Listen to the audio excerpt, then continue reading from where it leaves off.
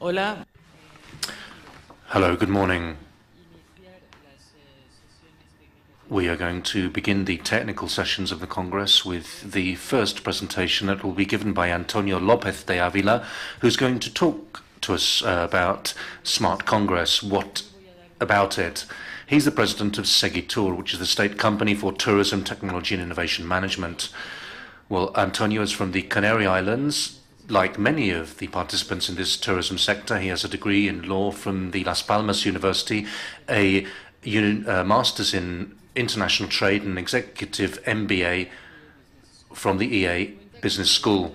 He has extensive professional experience in the tourism sector. He's been an advisor and director of 2 tourism board cabinets, and since 2012 he's been the president of SEGITTUR, which is the state company for tourism, technology and innovation management, which last August he was re-elected for the post of vice president. He also has extensive academic experience as the director of the tourism division or department on the executive masters in the tourism EM business school. He is also the author and director of research projects in tourism sectors in the fields of new technologies, in the MICE sector, the creation of tourism products, and also different publications. He also has an entrepreneurial profile. He has created various companies and has always supported entrepreneurial initiatives in different sectors, in the hotel and catering center, events organization, etc. And I'd like to hand him the floor. Antonio, you have the floor. Thank you, Matilde. I'm going to try to be strict with the time because I know that we have a long day's work ahead. Well, first of all, good morning to everyone. As Matilde said, my name is Antonio López de Ávila. I am the president of a state entity or institution which belongs to the Ministry of Tourism. There you can see the organizational structure. In Spain, the Ministry of Tourism is responsible for Paradores, the state-owned hotels, España, which is the tourism logo, and SEGITTUR. And basically, our approach is linked very much to innovation, technologies, and in this last period, over the last 2 years, in fact, we have focused much more on promoting internationalization and supporting entrepreneurs. Basically, we drive innovation in new technologies in the public and private sectors. We have operated with companies in the last 2 years, in fact. We at SEGITTUR have received approximately 1,000 companies who have consulted us on different aspects relating to innovation, new technologies and entrepreneurship. One of the star projects in this legislature, which we're trying to promote, is largely the configuration of a smart tourism destination. And this is something which stems from this concept of smart city. I think that Malaga is an example of a smart city, and it's very important to apply ICTs in a manner which will generate a series of synergies which will improve the quality of life of local residents, and also a series of very interesting contributions which make a smart city an intelligent city for citizens. So what do we refer to when we're talking about a smart tourism destination? We realized that there was a gap here. We spoke with the International Trade Organization, and there was really nothing defined in this respect. And for approximately 6 months, we had interviews with public and private stakeholders to see what we could come up with in terms of a definition. And this was our conclusion. A smart tourism destination is an innovative tourism destination that's consolidated on a technological infrastructure at the forefront with state-of-the-art technology which guarantees sustainable development of the tourism destination, which is accessible to all and which facilitates the interaction and integration of visitors with the environment and increases the quality and experience of the destination and improves the quality of life of residents. Obviously, over the last 2 years, I've been trying to learn this slogan, but we can summarize it as follows. 4 pillars. An innovative territory. Innovation must always be present. It has to be present, well, innovation is present in all aspects of life, but in this case in territory. state-of-the-art or vanguard technology, but not technology as an end, but rather a means. It's important to understand that technology is not the end of the development of a smart city or smart destination. At each moment in time, we have to select the best available technology to achieve the results that we wish to obtain. And this can focus on environment, culture, economy, and social aspects, following very much in the wake of the proposal of the World Trade Organization, the WTO, the Global Sustainable Tourism Council. It has to be accessible as well. Obviously, it has to be accessible to everyone. We cannot perceive a smart destination as not being accessible. This will then lead to a series of benefits. It will improve interaction and integration of tourists with the destination at levels that were previously never achievable. It will improve the competitiveness of the destination and also that of companies that are based in the destination, and also, and very importantly, it will improve the quality of life of residents. We believe that this should facilitate or make it easier for people who live in tourist destinations to inhabit these areas, which is not the case in many large cities where the impact of tourism has been so great that residents have perceived this as a threat. So we always have to ensure that residents see that any type of tourism development will improve or enhance their quality of life. Furthermore, we look at territory as a platform for implementing this technology which will allow us to achieve this interaction with tourists at all times. And in this interaction, it will allow us to connect sensors with computers, with intelligent or smart systems, which allow us to capture data. There's a huge amount of data out there. It's highly diverse and dispersed. So what we have to be able to do is capture this data, analyze it, and use it, and achieve this big data for tourism that we're always referring to, this endless amount of data which will allow us to do different things. SEGITTUR has always promoted one thing, and that has been the open data tourism, because we believe that open data tourism will open up a wide range of excellent opportunities for both the public and private sectors. It will allow us to understand what is happening in the territory at each moment in time, identify tourists' needs, and see how they interact with the territory. It allows us to take decisions not based on our own intuition, but based on concrete, real data. This is something which at European level is being led by Spain in vertical open data and tourism in the European Commission. And recently we were in Mexico, we talked about this issue, and Mexico has also decided to lead this process in Mexico. So, on both sides of the Atlantic, a series of common standards for the opening of data are being developed to ensure that companies will find a very effective way in order to capture data, develop their business, knowing exactly what is happening at each moment in time. The launch of this smart system requires an audit. We visit the territory in question, we audit the territory, we perform a diagnosis of its status based on these pillars of accessibility, sustainability, innovation, technology, and we draw up an action plan.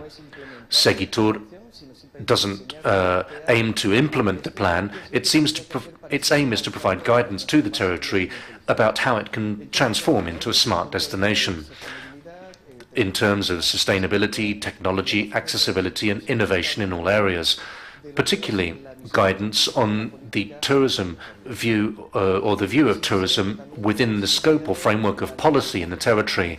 We've also been trying to standardize the idea or the concept of a smart destination together with INOR, the Standards Association. Initially, this tourism was going to be excluded, but we believe that the tourism sector in this country and in many cities and towns has such an important impact on the activities of that territory that it would be absurd to leave it out or to exclude it. So we talked to the Secretary of State for Information and Technology, which is also leading this process together with INOR, and they saw this opportunity. They also saw that there was an opportunity for us to develop this, and a fifth subcommittee was set up specifically to focus on smart destinations. As a result, in the relation of this standardization process, we're incorporating the tourism viewpoint. We're trying to ensure that city or town councils, when they develop their smart destination, should always take in place tourism in the territory. And whenever a smart city is standardized, there are a series of criteria which are related to the impact for citizens and their view of that impact on the city. And this is something which we believe is essential, and this being taken into account. So what has occurred? Well, this is the first time that a smart destination standardization committee has been set up in the world. And the impact has been so great that the European Union has decided to embrace this regulation or standard, and even the International Standards Organization has said that parallel to the development of the Spanish regulation, it wants to incorporate this and develop an international ISO rule or regulation or standard. This is very important since Spain has led this process, and at the same time Spanish destinations are also leading this evolution towards what we define as smart destinations. And by destinations, I'm not just referring to the territory itself, but companies and businesses which are based there. It's also important to catalogue, classify and develop resources that are sometimes ignored. Technology allows us to do many new things, and this has to be a transversal process. The plan has to be transversal. We all know that tourism is connected to energy, culture, safety, security, economy, environment. Tourism practically affects everything and underpins the structure of many societies. In fact, a smart destination will allow a territory to develop each of these different areas in such a way that the impact of tourism on that territory will be as unharmful as possible and yield maximum benefits. In the case of Barcelona, for example,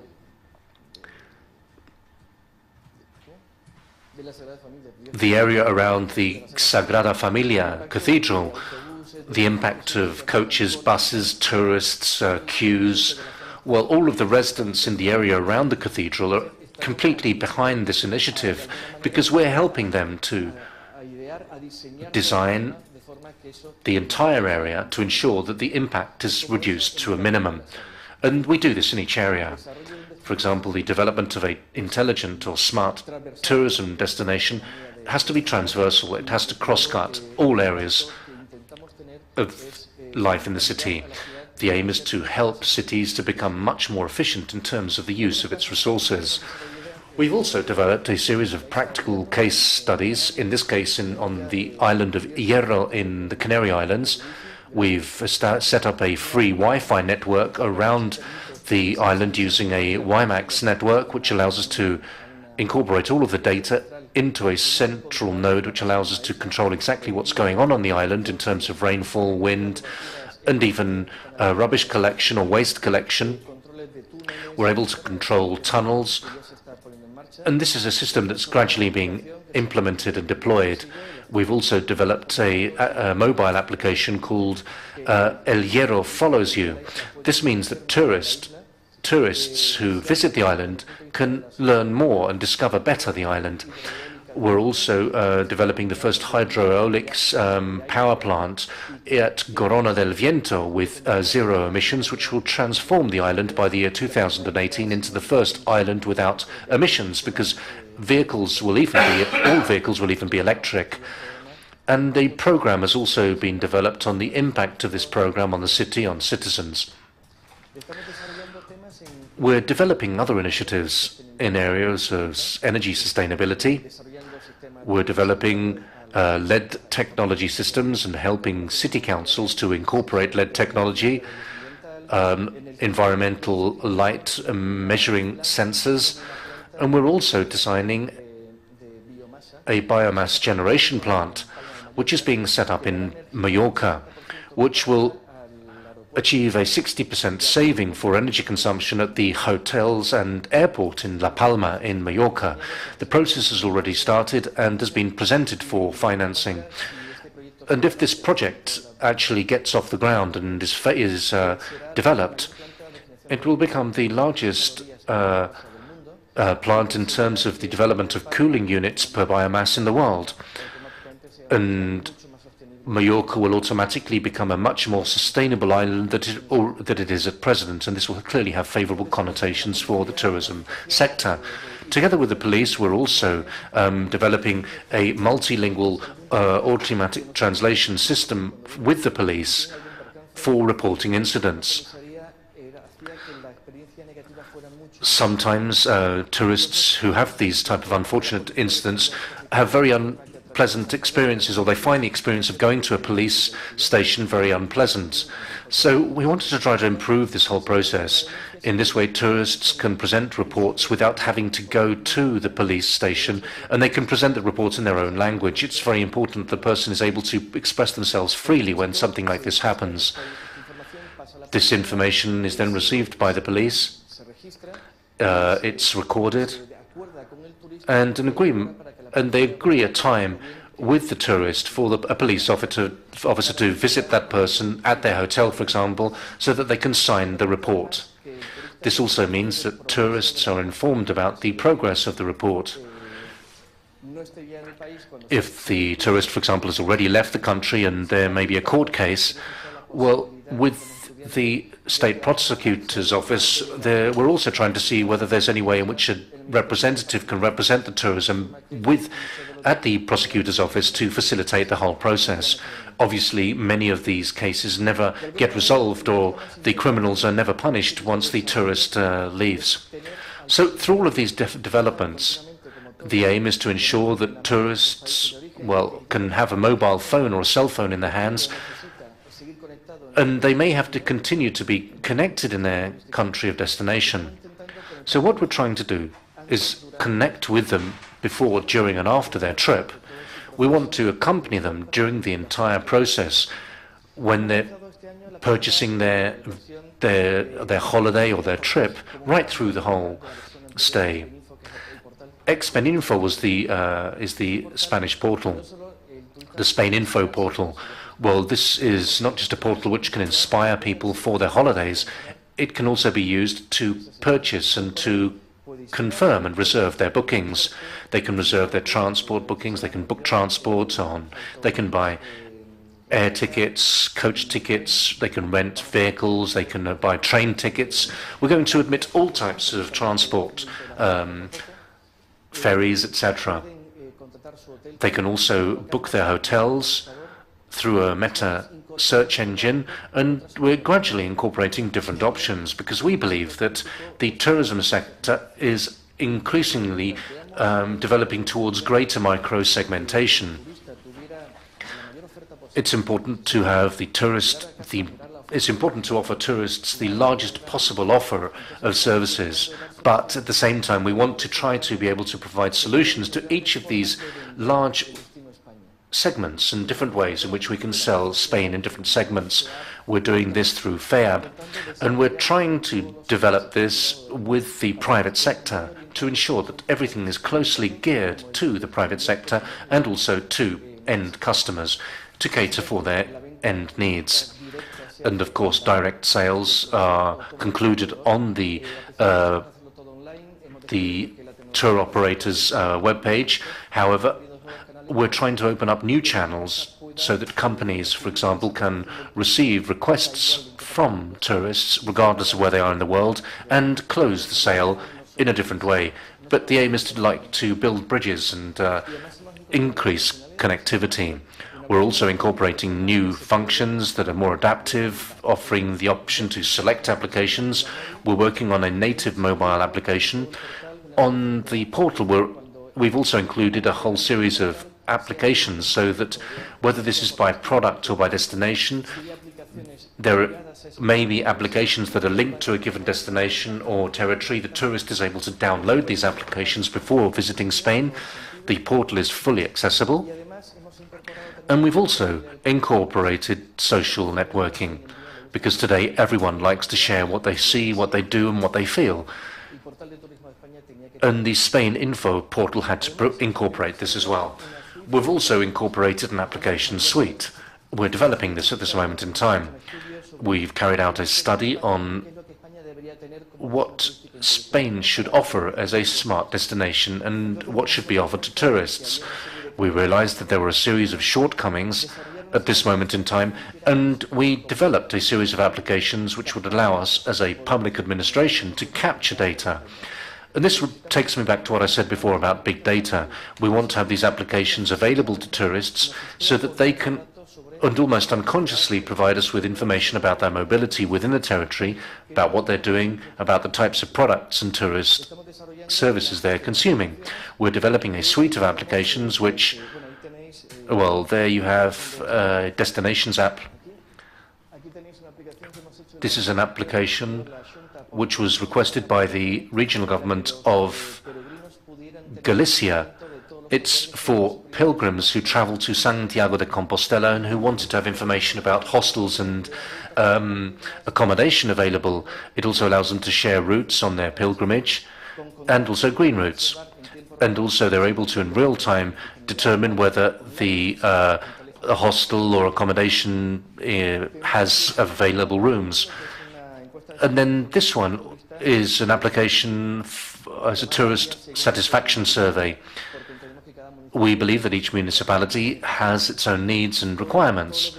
Well, all of these applications have geolocalization. Roaming's not necessary because they can download this in origin, in their country of origin, and use it without having to use roaming, including gaming. There's also the possibility to engage in gaming, and this is also important because it creates links and strong relations. And all of these applications are interconnected with the social networks. And we're also trying to set up a system for bookings and reservations. Well, here's another practical example. This is the Experience Spain Destination Guide. This also allows for the creation of routes, sharing information with friends, create a passport, and then a type of virtual passport that you can use to then share your experiences with other people. It's extremely agile and flexible and very good for sharing, because we believe that these type of devices will allow tourists to promote what we're offering much better.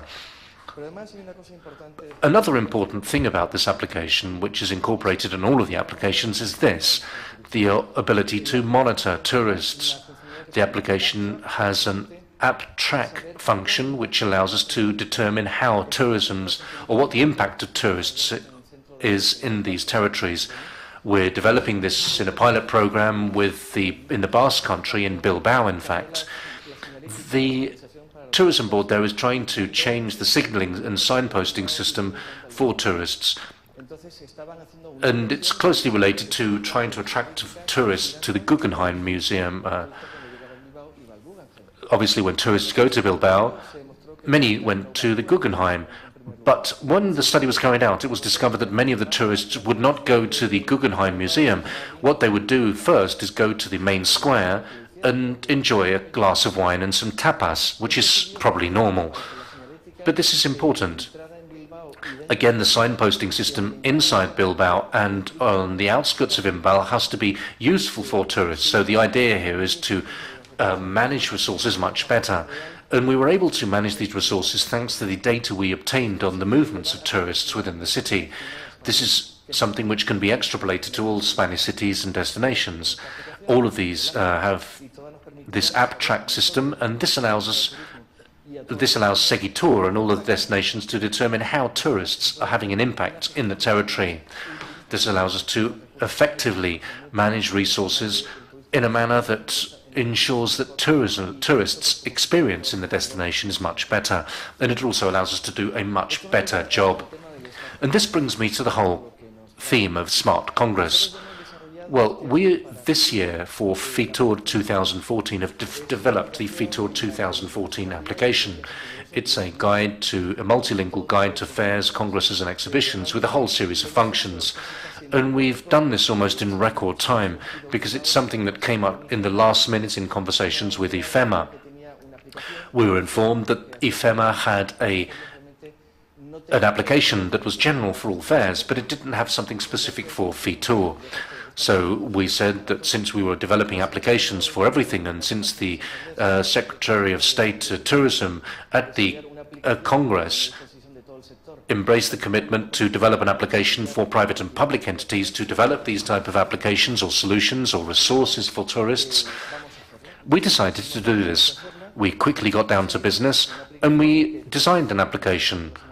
those of you who go to FITUR next week will have the opportunity to download this. It's available for Google and iPhone users, a localization map within and outside FITUR, a presentation of IFEMA in Madrid, and then cartography or maps, for example, layouts of each of the stands and the pavilions, which are completely geolocatable.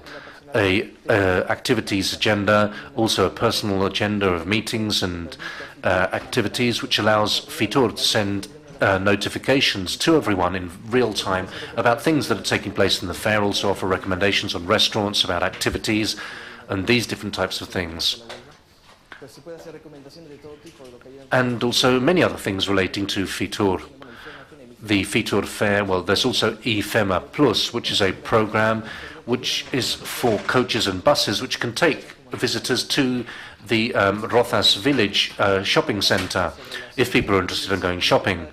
If people, for example, have nothing to do, well, they can give recommendations about where people can go shopping with this special bus service. It also includes social networks, social media. We want everyone to be in FITUR and to say that they're having a great time and doing good business. It also allows for monitoring inside and outside the fair. There's an app track as well, which allows us to monitor how people are moving around FITUR while they're at the fair outside IFEMA, and also what people do at the IFEMA site. It's fully anonymous. We receive the data as a result of tracking this, but all of the data is anonymous. But what we're interested in determining whether a person's a visitor, a exhibitor, what country they're from, and come up with a short profile about the type of user of this application. In this case, FITUR will be able to determine what people are doing at the fair, and they were able to control who was coming into the fair. But very often, when people pass the barrier and enter a fair, there's no way we can know what they're doing. With this application, we're able to do this. We can see where they're moving around the fair, and this is done by the Wi-Fi, using the Wi-Fi system at IFEMA, and also determine what people are doing, what pavilions they're visiting, when they go, where they're going for something to eat. Again, this is fully anonymous. And then when they leave IFEMA, the City Council of Madrid and also the Community of Madrid have data about the way in which people move around Madrid itself. Again, people have to download the application. This is done anonymously at all times, but the data that we receive is extremely useful. It allows us to preempt many things with a view to next year's event, because it tells us how people move, how people interact with IFEMA, and also what they do in Madrid when they're attending the fair. This application will also be freely available at all destinations, at all Congress and conference centres in Spain. The philosophy was to share this with everyone. So if anyone's interested, well, simply contact me and I can tell you about it. And this was my surprise when I came here to Malaga this morning, and I realized that EFAPCO has an application, programs, speakers, sponsors, of course, locations, and also the Malaga 2014 web. Again, this is excellent. And this is something which will gradually become absolutely necessary. And why do I say absolutely necessary? Well, today there are approximately 5 billion mobile or cell phones and 1 billion smartphones worldwide. Recently I had to give a presentation to some Chinese conference participants who came to Madrid, and they explained how people in China are using often 2 mobiles. They often have 2 mobiles at the same time. So for tourists who are both Chinese and Europeans or Americans or from wherever, tourists are so accustomed to becoming used to using mobile phones at all times. This is essential, and the same applies to congresses. People are accustomed to using mobile phones, and they have to have the opportunity to have all of the information they need in their smartphones, in their telephones. Smartphones are growing enormously. Mobile traffic is growing. And the purchasing of mobile phones is also growing enormously. So there's really no point in trying to turn our backs on this process. Tourists who work on multi-channels, tourists who are hyper-connected, they have their iPads, their computers that they take absolutely everywhere. We need to offer these people information which improves their experience at the destination, the information they need. It's our obligation to inspire them, because we need, in addition to the services that they purchase when they come to Spain, we need them to buy more. We want tourists to be much more profitable for Spain. Although Spain is the second most profitable tourist destination in the world, if we could become the first tourist destination in this respect, well, that would be excellent. And mobile phones, smartphones, allow us to interact with our clients. This is something that didn't exist in the past and we have now. Here's data for 2030 regarding downloads. You can see the exponential growth that's taken place. According to the Gartner Group, there's going to be 102,000 billion downloads and 279 million downloads per day. We cannot ignore this. The tourism sector has to be there. We have to be ready. And that's what this whole process is all about in the development of smart destinations. We've also carried out a study with Update. This is the top 20 in terms of applications downloaded. You can see that Urban Spoon is the leader in the US. It's almost like a fork, but it gives you much more information about types of food, who's eating where, what type of atmosphere there is in a restaurant. Users clearly prescribe each of these services. It's highly interactive and is a good way of sharing experiences. That's the top app. Then you can see Yelp, which is very similar, and many of the others I'm sure you're familiar with. Why? Why do we need this? Well, because these mobile applications allow us to provide this information we have, improve the mobility of tourists. It also allows us to ensure that tourists are geolocatable. Previously, we'd see tourists with these huge maps, paper maps. This is no longer necessary. They can have the map on their mobile phone. And also, this also opens up a huge amount of business opportunities. Today, there are travelers who book and buy on their mobile phones. 2 of every 3 travelers buy, search and book on their mobile phones, and 5% of applications correspond to travel-related applications. So, well, I think I've already gone over time. My mobile phone's telling me we have to be there. It's almost like 10 commandments that we have come up with. We've been working for 3 years on these 10 commandments that we have to fulfill if we want to develop an application or this type of technology linked to the tourism sector for our clients. Well, maps and geolocation services and apps are essential. Again, a tourism application that doesn't have a map is not a tourism application. It's important that application users can use these contents and share these contents with their network. Otherwise, it ends up being like a closed box. They want to be able to share this application, the things they do with that application, with their friends.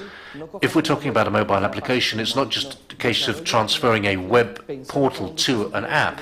You have to think about an app specifically for use on a smartphone with a smaller screen. It's also increasingly important to think natively. This year in FITUR, we provided a guide of 150 apps, and we also organized a competition for international and national tourism applications. 125 candidates presented their proposals, and on Thursday at FITUR next week, you're invited to attend the prize awards ceremony. There are even applications for Tarifa. Tarifa is a town in Cadiz where people go to do surfing because of the winds. And there's an application specifically for windsurfers and kite surfers who go to Tarifa to have information and data about wind speed, about where the best places are to go surfing. It's incredible. Well, this application has a huge number of downloads and roaming. The application, if you develop one, has to be usable without roaming as far as possible, because that will mean that many tourists who don't have the hotel Wi-Fi or the conference center Wi-Fi can use the application. It's also important to ensure that there are connected services. If you develop an application for a congress in Malaga, and this is something which is also the case in the case of the application I showed you before, it has to be connected to the destination there. And there also has to be another application which offers practical information on restaurants in Malaga. It's important to try to be able to connect this application to many of these different types of destinations. And if there's an activity that can be done or paid on the mobile phone during the Congress, then try to do this, because participants will thank you for it. If you have a application, and let me put myself in your shoes, for example, you're here in Malaga, it may be of interest to you for there to be information about not just the capital city of Malaga, but also the local territory, the province. A business tourist may come here for a few more days and may want to receive other information. If you can provide that information, that person won't have to go elsewhere to find it, and they will be thankful for that. And gaming. Gaming is important.